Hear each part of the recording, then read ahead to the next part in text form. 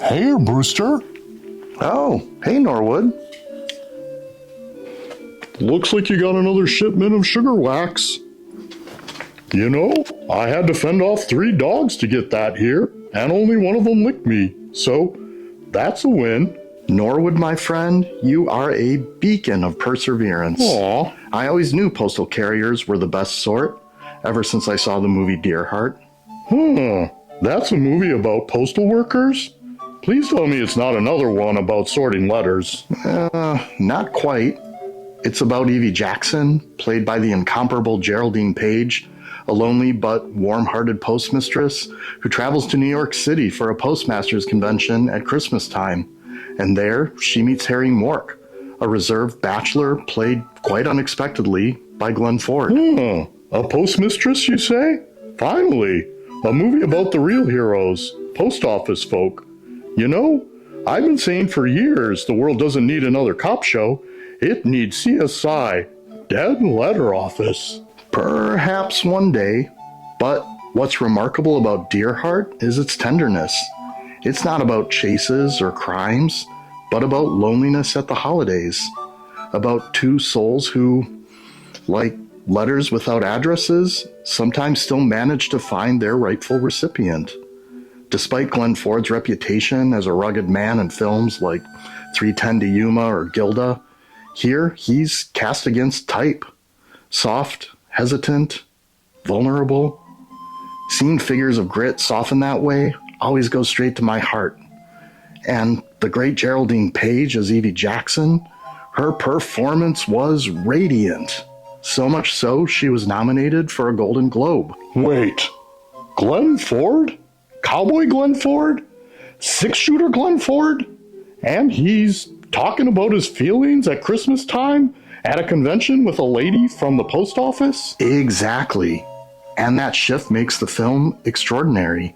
To see a man, usually bound by shadows of noir or dust of westerns, suddenly searching his heart in a hotel lobby, it gives the film an intimacy that's like a delicate balance. Kind of like when I tried ballet at the Y.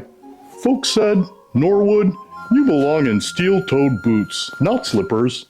But I tell ya, I never felt lighter. Precisely that kind of revelation.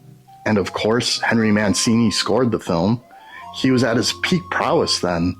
He had already given the world Breakfast at Tiffany's, The Pink Panther, and Days of Wine and Roses in the 3 years prior. The theme song, Dear Heart, was even nominated for an Oscar. It became a standard, sung by the likes of Sinatra and Andy Williams. I love them. And Mancini's whole orchestrated score is incredible. It bathes the film in melancholy warmth, music that sounds like longing itself. Wait, so this movie's got Andy Williams level tunes and a Postmasters convention? This has got to be like the greatest film ever to come out of Hollywood. Actually, one of the things that makes Dear Heart great is it was shot on location in New York City and offers an authentic glimpse into Manhattan in the 1960s. Real streets, real hotels, no painted backdrops on old studios. It gives the film a texture of truth, a grounding that makes it a romance aching with possibility. Yeah, New York's the real deal. I once delivered a package from Queens. I held it up and listened for show tunes, but it sounded more like New Jersey. Okay. You know, I think you embody the film's message, Norwood. Sometimes we lose the thread a little, but along the path, we find unexpected kindness. You know, there's not enough kindness in movies. Agreed. It's what makes my heart swell every time I see this movie. Aw. Right from the opening credit sequence, where we see how Evie managed to befriend and make genuine connections with practically everyone on the train she just traveled with. I've always admired that superpower in other people, and to see someone who uses it to truly lift up others, I melt. I think I'm the same way. And maybe my favorite part of the movie is the screenplay by Tad Mosel.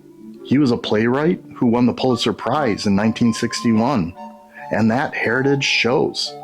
The film isn't a spectacle, it's dialogue, quiet revelations, the kind of exchanges that feel like they could only be written by someone who understands the stage.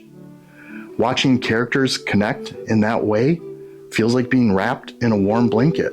Now, that's something. Most movies I watch, I feel like I'm being hit in the face with fireworks. I'll take a warm blanket. Though, if I'm honest, that's how I fall asleep. Will I fall asleep in this movie, Brewster? Well, even if you do, your dreams would be richer for it. You know, for all that, the film wasn't really a great success when it first came out. Oh. The box office numbers were unkind. I don't think general audiences were prepared to see one-night stands glamorized or unfaithful spouses portrayed so casually and without consequences. Angela Lansbury actually pops in for a memorable part at the end, and she makes clear she fully expects her husband-to-be to have affairs, but to do the honorable thing and keep them out of sight. Whoa. Still, over time, people came back to Dear Heart. Critics began to see it as a sleeper, a bridge between the glossy, old-fashioned romances of the 1950s and the more adult, bittersweet films of the 70s. I really think this movie was ahead of its time, and unfortunately, it suffered for it. So, what you're saying is, it's like a letter that showed up late, but when it finally got there, it may be a little out of date, but still what you're hoping for? Well put, Norwood. Precisely that. Dear Heart is also about the quiet courage of opening yourself to love, even when the years tell you it's too late. It's about how two strangers, one a bachelor afraid of life, and the other a postmistress brimming with hope, can meet in the middle of December and discover that even the loneliest letters eventually find their home. Say, Brewster, how about I come over after my rounds and we watch it together? I'd love that, Norwood. I'll watch the opening credits in the meantime and maybe get my sniffling out of the way.